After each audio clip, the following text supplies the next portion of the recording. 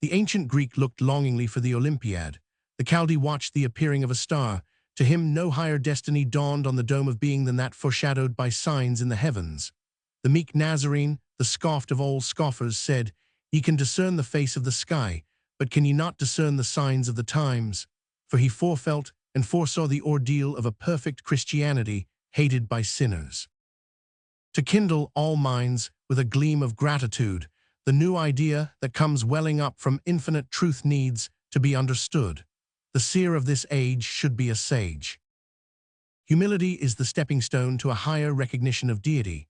The mounting sense gathers fresh forms and strange fire from the ashes of dissolving self and drops the world. Meekness heightens immortal attributes only by removing the dust that dims them.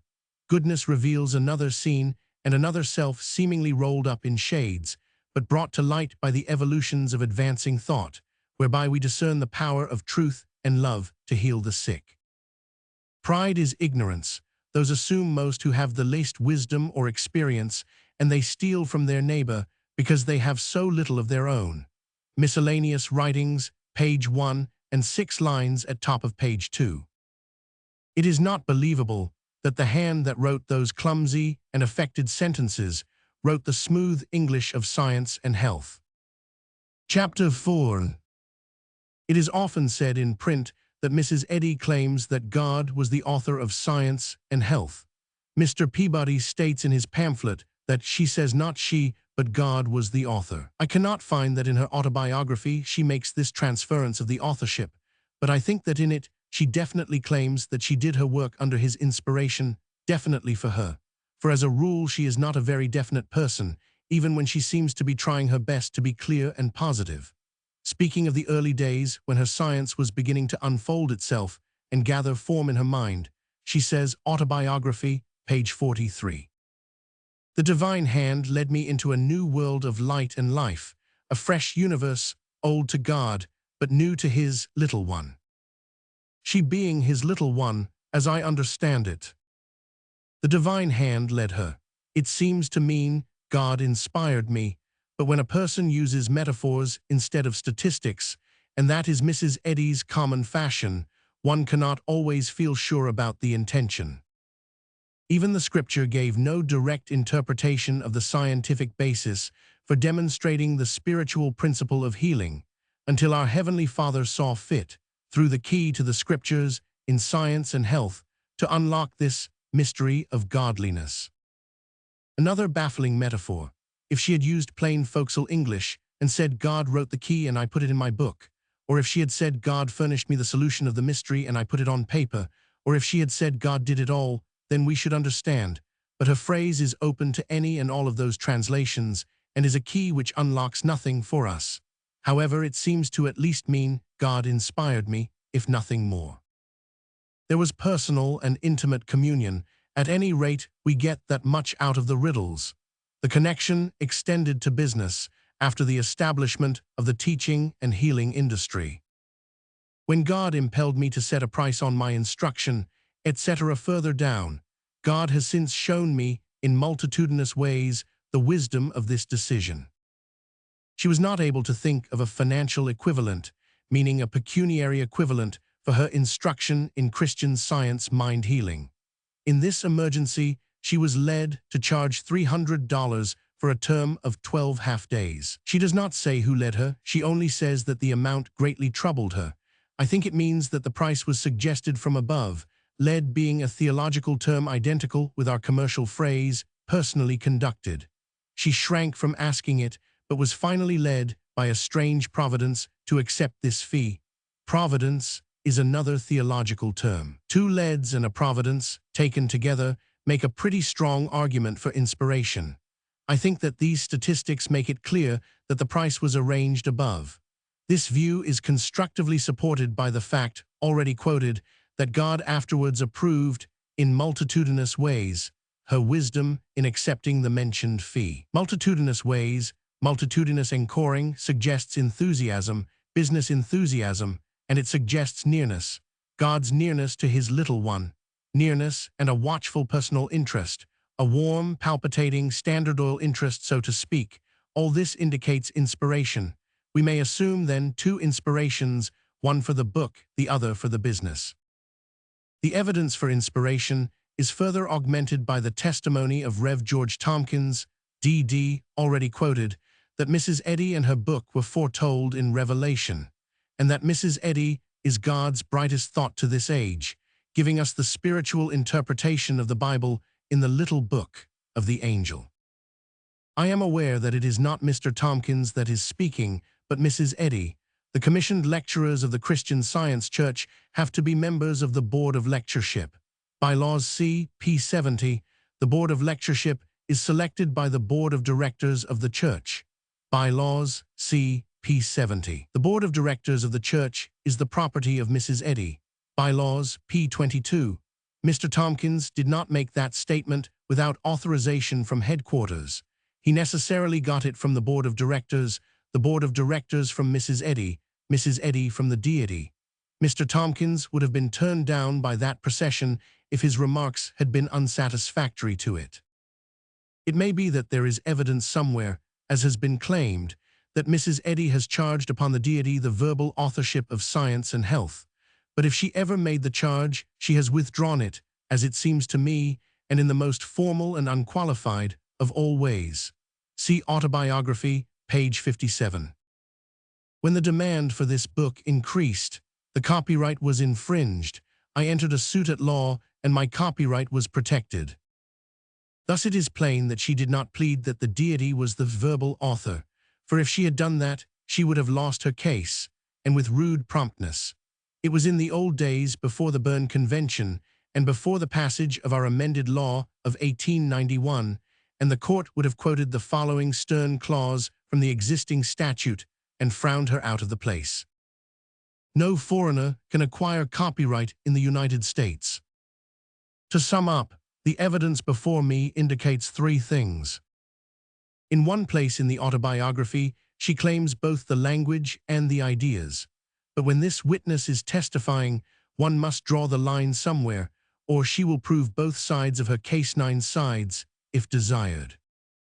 It is too true, much too true, many, many times too true. She is a most trying witness, the most trying witness that ever kissed the book, I am sure. There is no keeping up with her erratic testimony. As soon as you have got her share of the authorship nailed where you half hope and half believe it will stay and cannot be joggled loose anymore, she joggles it loose again, or seems to, you cannot be sure, for her habit of dealing in meaningless metaphors instead of in plain, straightforward statistics makes it nearly always impossible to tell just what it is she is trying to say. She was definite when she claimed both the language and the ideas of the book.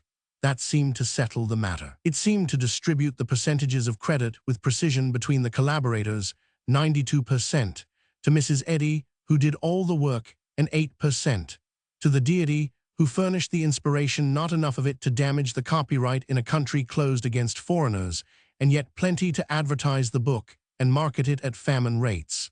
Then Mrs. Eddy does not keep still, but fetches around and comes forward and testifies again. It is most injudicious, for she resorts to metaphor this time, and it makes trouble, for she seems to reverse the percentages and claim only the 8% for herself. I quote from Mr. Peabody's book, Eddyism or Christian Science, Boston, 15 Court Square, price 25 cents. Speaking of this book, Mrs. Eddy, in January last, 1901, said, I should blush to write of science and health, with key to the scriptures as I have, were it of human origin, and I apart from God, its author. But as I was only a scribe echoing the harmonies of heaven in divine metaphysics, I cannot be supermodest of the Christian Science textbook. Mr. Peabody's comment. Nothing could be plainer than that.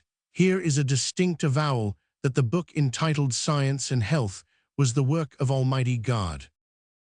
It does seem to amount to that. She was only a scribe. Confound the word, it is just a confusion, it has no determinable meaning there, it leaves us in the air.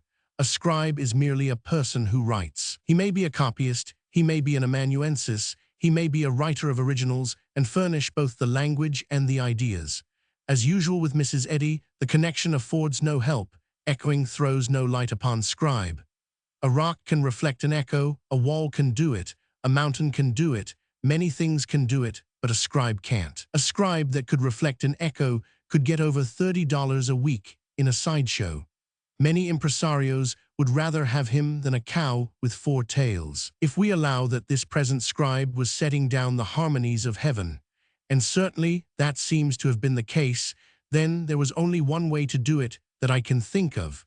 Listen to the music and put down the notes one after another as they fell. In that case, Mrs. Eddy did not invent the tune, she only entered it on paper. Therefore, dropping the metaphor, she was merely an amanuensis, and furnished neither the language of science and health nor the ideas. It reduces her to 8%, and the dividends on that and the rest. Is that it? We shall never know, for Mrs. Eddy is liable to testify again at any time, but until she does it, I think we must conclude that the deity was author of the whole book, and Mrs. Eddy merely his telephone and stenographer. Granting this, her claim as the voice of God stands, for the present, justified and established. Postscript. I overlooked something. It appears that there was more of that utterance than Mr. Peabody has quoted in the above paragraph. It will be found in Mrs. Eddy's organ, the Christian Science Journal, January 1901, and reads as follows. It was not myself which dictated science and health with key to the scriptures. That is certainly clear enough. The words which I have removed from that important sentence explain who it was that did the dictating. It was done by the divine power of truth and love, infinitely above me. Certainly that is definite. At last, through her personal testimony, we have a sure grip upon the following vital facts, and they settle the authorship of Science and Health beyond peradventure. It is a great comfort to have the matter authoritatively settled. Chapter 5. It is hard to locate her. She shifts about so much. She is a shining drop of quicksilver which you put your finger on, and it isn't there.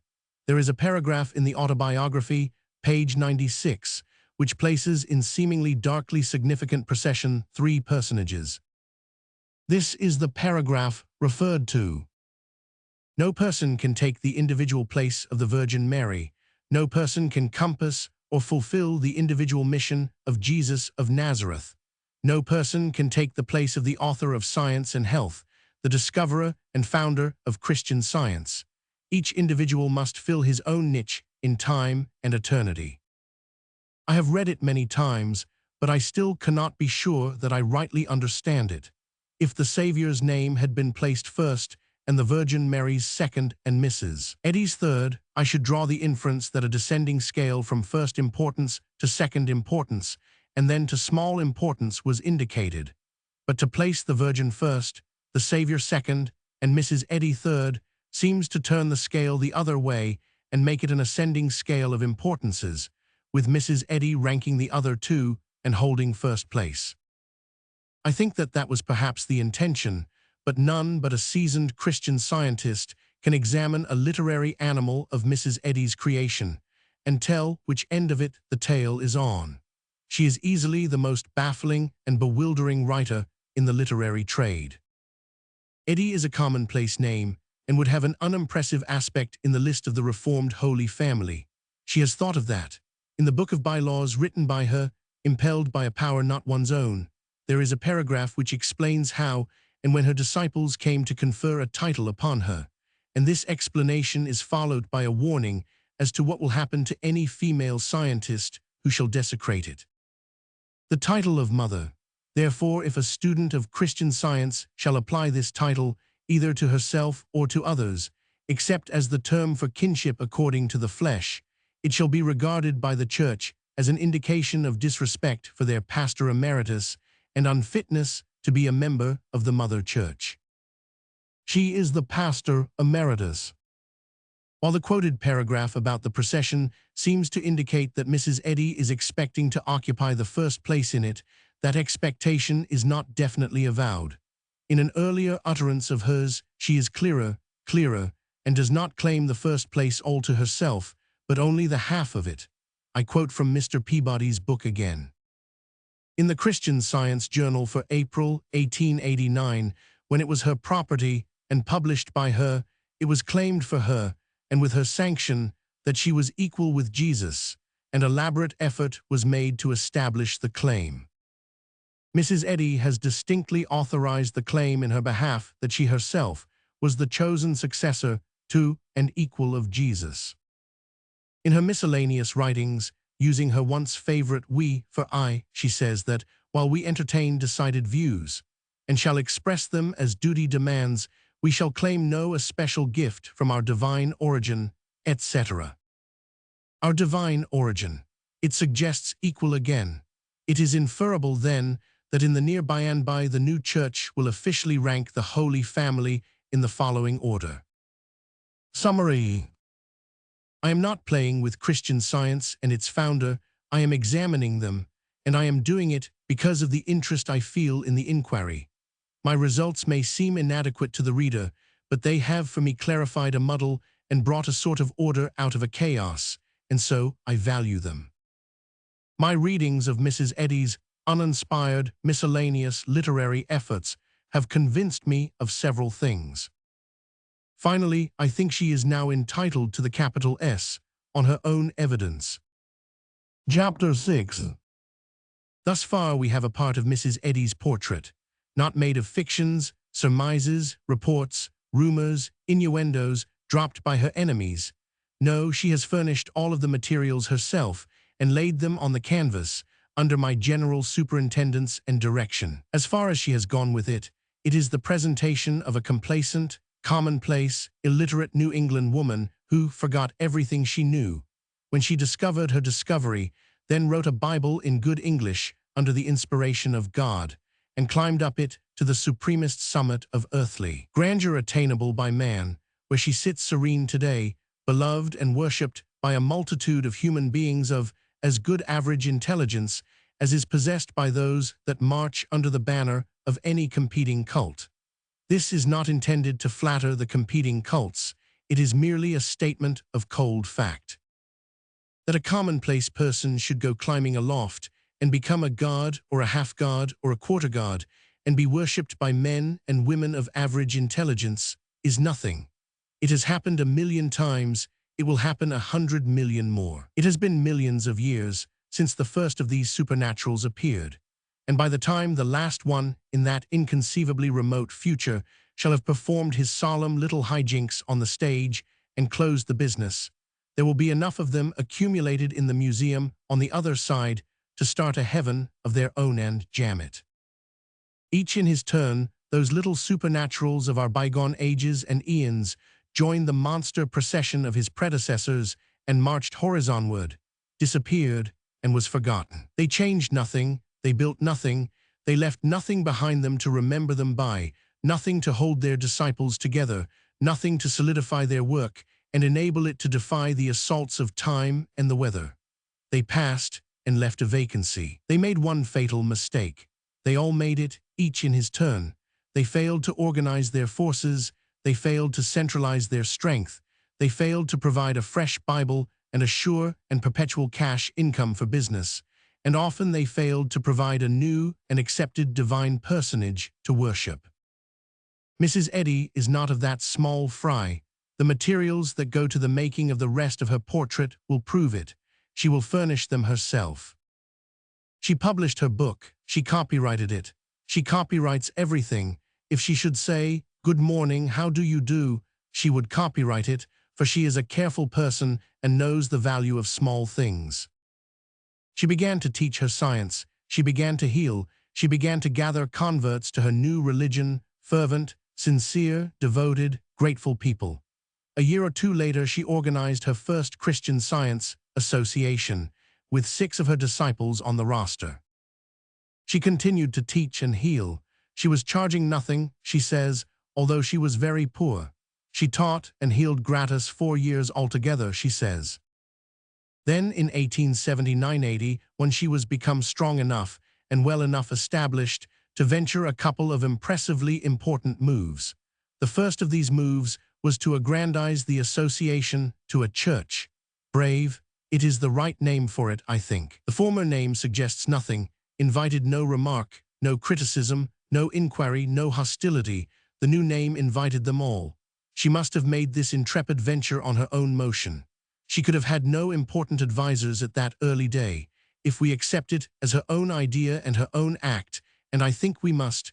We have one key to her character, and it will explain subsequent acts of hers that would merely stun us and stupefy us without it. Shall we call it courage, or shall we call it recklessness? Courage observes, reflects, calculates, surveys the whole situation, counts the cost, estimates the odds, makes up its mind, then goes at the enterprise resolute to win or perish. Recklessness does not reflect, it plunges fearlessly in with a hurrah and takes the risks, whatever they may be, regardless of expense. Recklessness often fails. Mrs. Eddy has never failed from the point of view of her followers. The point of view of other people is naturally not a matter of weighty importance to her. The new church was not born loose-jointed and featureless, but had a defined plan, a definite character, definite aims, and a name which was a challenge and defied all comers. It was a mind-healing church. It was without a creed. Its name, the Church of Christ, Scientist. Mrs. Eddy could not copyright her church, but she chartered it, which was the same thing and relieved the pain. It had 26 charter members. Mrs. Eddy was at once installed as its pastor. The other venture, above referred to, was Mrs. Eddy's Massachusetts Metaphysical College, in which was taught the pathology of spiritual power. She could not copyright it, but she got it chartered. For faculty it had herself, her husband of the period, Dr. Eddy, and her adopted son, Dr. Foster Eddy. The college term was barely 3 weeks, she says. Again she was bold, brave, rash, reckless. Choose for yourself, for she not only began to charge the student, but charged him $100 a week for the enlightenments. And got it, some may ask, easily. Pupils flocked from far and near. They came by the hundred. Presently the term was cut down nearly half, but the price remained as before. To be exact, the term cut was to 7 lessons, price $300. The college yielded a large income. This is believable. In 7 years Mrs. Eddy taught, as she avers, over 4,000 students in it. Preface to 1902 edition of Science and Health. 300 times 4,000 is, but perhaps you can cipher it yourself. I could do it ordinarily, but I fell down yesterday and hurt my leg. Cipher it. You will see that it is a grand sum for a woman to earn in 7 years. Yet that was not all she got out of her college in the 7. At the time that she was charging the primary student $300 for 12 lessons, she was not content with this tidy assessment, but had other ways of plundering him. By advertisement, she offered him privileges whereby he could add 18 lessons to his store for $500 more. That is to say, he could get a total of 30 lessons in her college for $800. 4,000 times 800 is, but it is a difficult sum for a cripple who has not been demonstrated over to cipher. Let it go. She taught over 4,000 students in 7 years. Over is not definite, but it probably represents a non-paying surplus of learners over and above the paying 4,000. Charity students, doubtless. I think that as interesting an advertisement as has been printed since the romantic old days of the other buccaneers is this one from the Christian Science Journal for September 1886. Massachusetts Metaphysical College. Rev. Mary Baker G. Eddy, President. 571 Columbus Avenue, Boston. The collegiate course in Christian Science Metaphysical Healing includes 12 lessons. Tuition, $300. Course in Metaphysical Obstetrics includes 6 daily lectures and is open only to students from this college. Tuition, $100. Class in Theology, open, like the above, to graduates, receives 6 additional lectures on the Scriptures, and Summary of the Principle and Practice of Christian Science, $200. Normal class is open to those who have taken the first course at this college. 6 daily lectures complete the normal course. Tuition, $200. No invalids and only persons of good moral character are accepted as students. All students are subject to examination and rejection, and they are liable to leave the class if found unfit to remain in it. A limited number of clergymen received free of charge. Largest discount to indigent students, $100 on the first course. No deduction on the others. Husband and wife entered together, $300. Tuition for all strictly in advance. There it is, the horseleech's daughter alive again after a 3-century vacation. 50 or 60 hours lecturing for $800. I was in error as to one matter. There are no charity students. Gratis clergymen must not be placed under that head. They are merely an advertisement. Pauper students can get into the infant class on a 2/3 rate, cash in advance, but not even an archangel can get into the rest of the game at anything short of par, cash down. For it is in the spirit of Christ's charity, as one who is joyful to hear healing to the sick, that Mrs. Eddy is working the game. She sends the healing to them outside. She cannot bear it to them inside the college, for the reason that she does not allow a sick candidate to get in. It is true that this smells of inconsistency, but that is nothing. Mrs. Eddy would not be Mrs. Eddy if she should ever chance to be consistent about anything 2 days running. Except in the matter of the dollar. The dollar, an appetite for power and notoriety. English must also be added. She is always consistent. She is always Mrs. Eddy in her English. It is always and consistently confused and crippled and poor. She wrote the advertisement. Her literary trademarks are there. When she says all students are subject to examination, she does not mean students. She means candidates for that lofty place. When she says students are liable to leave the class if found unfit to remain in it, she does not mean that if they find themselves unfit or be found unfit by others, they will be likely to ask permission to leave the class. She means that if she finds them unfit, she will be liable to fire them out. When she nobly offers tuition for all strictly in advance, she does not mean instruction for all in advance payment for it later. No, that is only what she says. It is not what she means. If she had written Science and Health, the oldest man in the world would not be able to tell with certainty what any passage in it was intended to mean. Her church was on its legs. She was its pastor. It was prospering. She was appointed one of a committee to draft bylaws for its government. It may be observed, without overplus of irreverence, that this was larks for her. She did all of the drafting herself. From the very beginning, she was always in the front seat when there was business to be done, in the front seat, with both eyes open and looking sharply out for number one, in the front seat, working mortal mind with fine effectiveness and giving immortal mind a rest for Sunday. When her church was reorganized, by and by, the bylaws were retained. She saw to that, in these laws for the government of her church, her empire, her despotism, Mrs. Eddy's character is embalmed for good and all. I think a particularized examination of these church laws will be found interesting, and not the less so if we keep in mind that they were impelled by a power not one's own, as she says, Anglis, the inspiration of God. It is a church without a creed. Still, it has one. Mrs. Eddy drafted it and copyrighted it in her own name. You cannot become a member of the Mother Church, nor of any Christian Science church without signing it. It forms the first chapter of the bylaws and is called Tenets. Tenets of the Mother Church, the first church of Christ Scientist. It has no hell in it, it throws it overboard. The Pastor Emeritus. About the time of the reorganization, Mrs. Eddy retired from her position of pastor of her church, abolished the office of pastor in all branch churches, and appointed her book, Science and Health, to be pastor universal. Mrs. Eddy did not disconnect herself from the office entirely when she retired, but appointed herself pastor emeritus. It is a misleading title, and belongs to the family of that phrase, without a creed. It advertises her as being a merely honorary official with nothing to do and no authority. The Tsar of Russia is Emperor Emeritus on the same terms. Mrs. Eddy was autocrat of the church before, with limitless authority, and she kept her grip on that limitless authority when she took that fictitious title.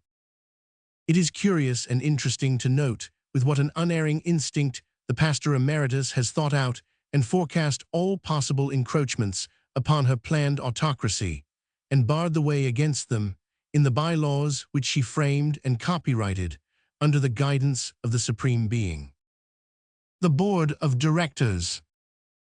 For instance, when Article I speaks of a president and board of directors, you think you have discovered a formidable check upon the powers and ambitions of the honorary pastor, the ornamental pastor, the functionless pastor, the pastor emeritus, but it is a mistake. These great officials are of the phrase, family of the church without a creed and the pastor with nothing to do.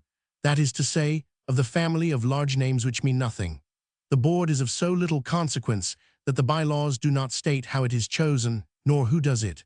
But they do state, most definitely, that the board cannot fill a vacancy in its number, except the candidate is approved by the pastor emeritus. The board cannot even proceed to an election until the pastor emeritus has examined the list and squelched such candidates as are not satisfactory to her. Whether the original first board began as the personal property of Mrs. Eddy or not, it is foreseeable that in time, under this bylaw, she would own it. Such a first board might chafe under such a rule as that and try to legislate it out of existence some day. But Mrs. Eddy was awake. She foresaw that danger and added this ingenious and effective clause. This bylaw can neither be amended nor annulled, except by consent of Mrs. Eddy, the pastor emeritus. The president. The board of directors, or serfs, or ciphers, elects the president. On these clearly worded terms, subject to the approval of the pastor emeritus. Therefore, she elects him. A long term can invest a high official with influence and power and make him dangerous.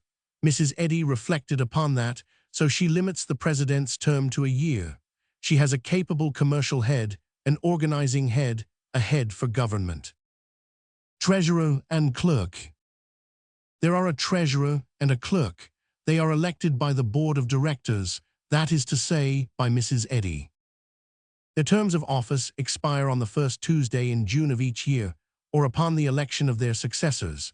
They must be watchfully obedient and satisfactory to her, or she will elect and install their successors with a suddenness that can be unpleasant to them. It goes without saying that the treasurer manages the treasury to suit Mrs. Eddy and is in fact merely temporary deputy treasurer. Apparently the clerk has but two duties to perform: to read messages from Mrs. Eddy to first members assembled in solemn council and provide lists of candidates for church membership. The select body entitled first members are the aristocracy of the mother church, the charter members, the aborigines, a sort of stylish but unsalaried little college of cardinals, good for show, but not indispensable. Nobody is indispensable in Mrs. Eddy's empire. She sees to that. When the pastor emeritus sends a letter or message to that little Sanhedrin, it is the clerk's imperative duty to read it at the place and time specified. Otherwise, the world might come to an end.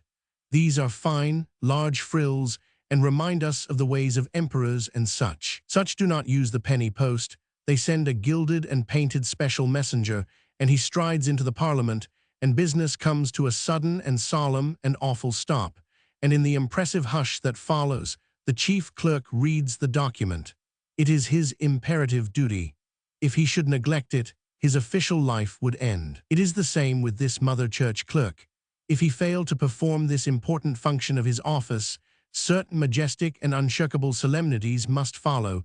A special meeting shall be called, a member of the church shall make formal complaint, then the clerk shall be removed from office.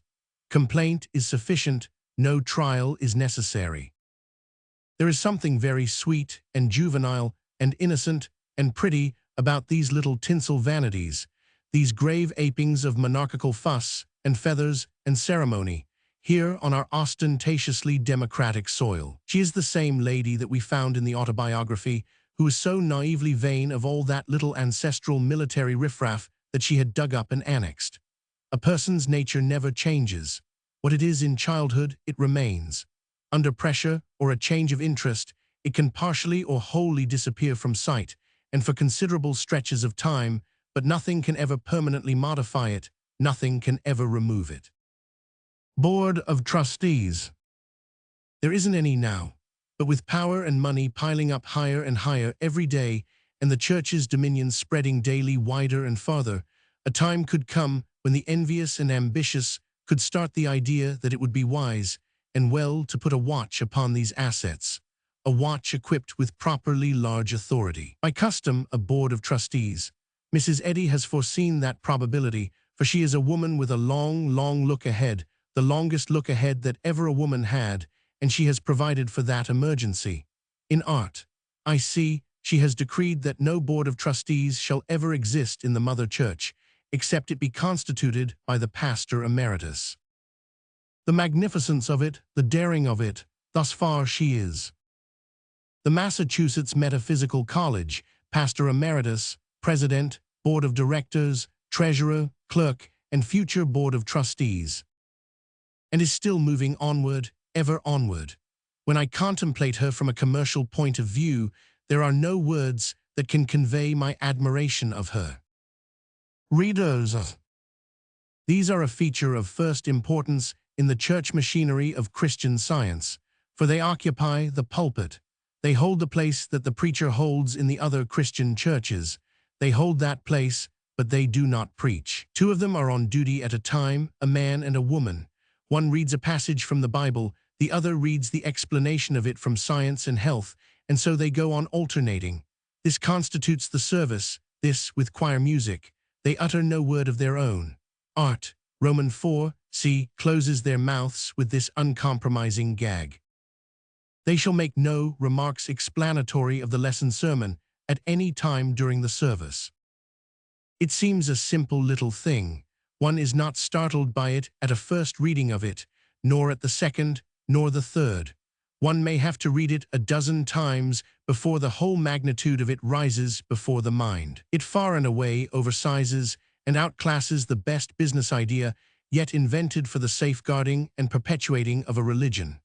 If it had been thought of and put in force 1870 years ago, there would be but one Christian sect in the world now, instead of 10 dozens of them.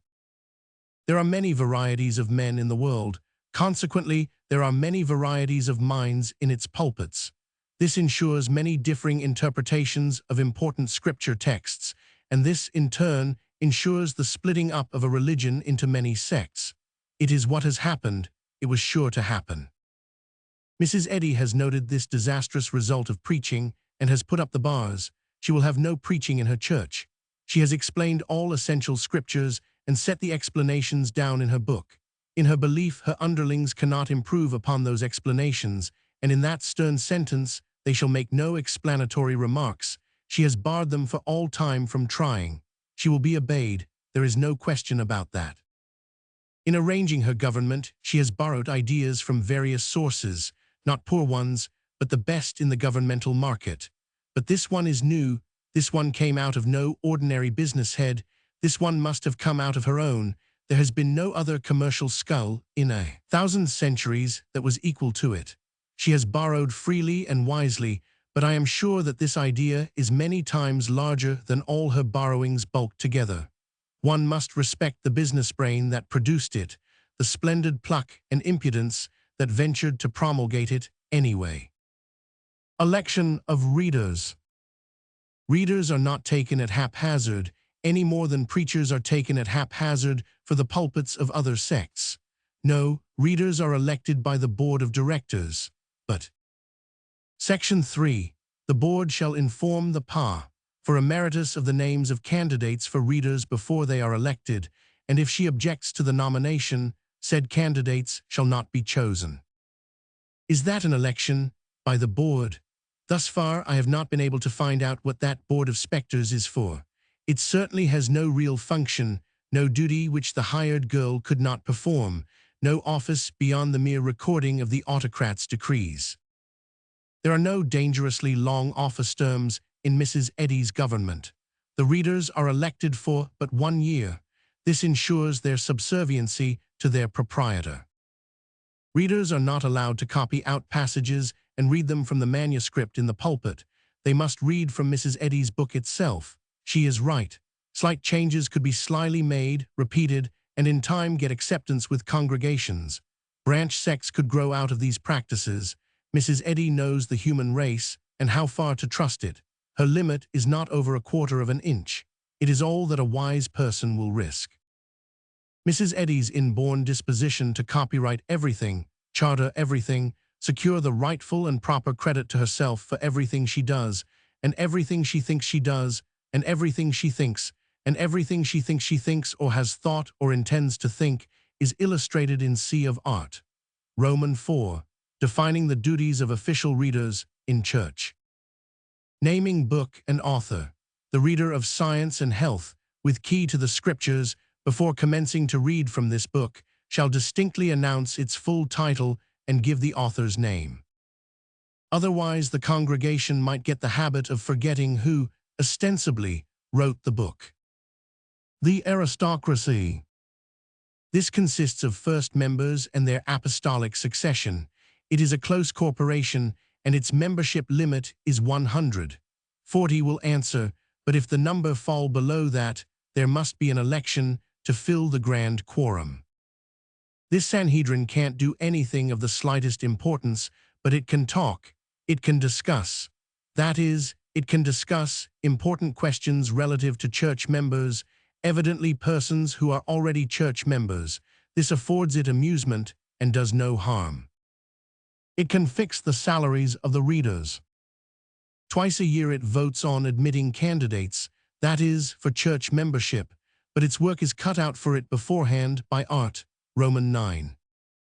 Every recommendation for membership in the church shall be countersigned by a loyal student of Mrs. Eddy's, by a director of this church, or by a first member. All these three classes of beings are the personal property of Mrs. Eddy. She has absolute control of the elections. Also, it must transact any church business that may properly come before it. Properly is a thoughtful word. No important business can come before it. The bylaws have attended to that. No important business goes before anyone for the final word except Mrs. Eddy. She has looked to that. The Sanhedrin votes on candidates for admission to its own body, but is its vote worth any more than mine would be? No, it isn't. C of Art. V. Election of first members makes this quite plain. Before being elected, the candidates for first members shall be approved by the pastor emeritus over her own signature. Thus the Sanhedrin is the personal property of Mrs. Eddy. She owns it. It has no functions, no authority, no real existence. It is another board of shadows. Mrs. Eddy is the Sanhedrin herself. But it is time to foot up again and see where we are at. Thus far, Mrs. Eddy is the Massachusetts Metaphysical College, pastor emeritus, president, board of directors, treasurer, clerk, future board of trustees, proprietor of the priesthood, dictator of the services, proprietor of the Sanhedrin. She has come far and is still on her way. Church membership. In this article, there is another exhibition of a couple of the large features of Mrs. Eddy's remarkable makeup, her business talent, and her knowledge of human nature. She does not beseech and implore people to join her church. She knows the human race better than that. She gravely goes through the motions of reluctantly granting admission to the applicant as a favor to him. The idea is worth untold shekels. She does not stand at the gate of the fold with welcoming arms spread and receive the lost sheep with glad emotion and set up the fatted calf and invite the neighbor and have a time. No, she looks upon him coldly. She snubs him, she says. Who are you? Who is your sponsor? Who asked you to come here? Go away and don't come again until you are invited. It is calculated to strikingly impress a person accustomed to Moody and Sankey and Sam Jones revivals, accustomed to brain-turning appeals to the unknown and unendorsed sinner to come forward and enter into the joy, etc., just as he is, accustomed to seeing him do it, accustomed to seeing him pass up the aisle through sobbing seas of welcome and love and congratulation and arrive at the mourner's bench and be received like a long-lost government bond. No, there is nothing of that kind in Mrs. Eddy's system. She knows that if you wish to confer upon a human being something which he is not sure he wants, the best way is to make it apparently difficult for him to get it. Then he is no son of Adam if that apple does not assume an interest in his eyes which it lacked before. In time, this interest can grow into desire. Miss Eddy knows that when you cannot get a man to try free of cost a new and effective remedy for a disease he is afflicted with, you can generally sell it to him if you will put a price upon it which he cannot afford. When in the beginning she taught Christian Science gratis, for good reasons, pupils were few and reluctant and required persuasion. It was when she raised the limit to $300 for a dollar's worth that she could not find standing room for the invasion of pupils that followed. With fine astuteness, she goes through the motions of making it difficult to get membership in her church. There is a twofold value in this system. It gives membership a high value in the eyes of the applicant, and at the same time, the requirements exacted enable Mrs. Eddy to keep him out if she has doubts about his value to her. A word further as to applications for membership. Applications of students of the Metaphysical College must be signed by the Board of Directors.